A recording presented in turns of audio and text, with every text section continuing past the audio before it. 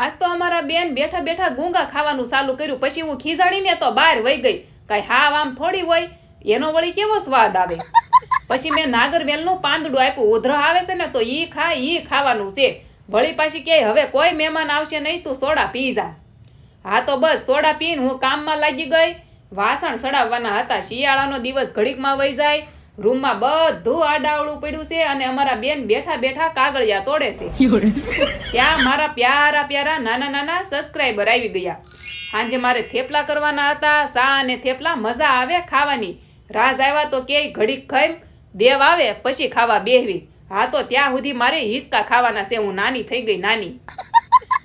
દેવ આવ્યો તો કે મને સા થેપલા હારે તેલ મરચું કરી દે. મારા ભાઈ મારા જેવા તેલ મરચાના ભોગ્યા. હાજે મને ઊંઘ આવે તો ખરી, પણ જાગવું પડે, કામ કરવું પડે. હાલો હાલો આજ કમેન્ટમાં તમને ગમે કે હિસકા ખાવા. તો મળીએ નેક્સ્ટ વિડીયોમાં. જય દ્વારકાધીશ. Like share subscribe.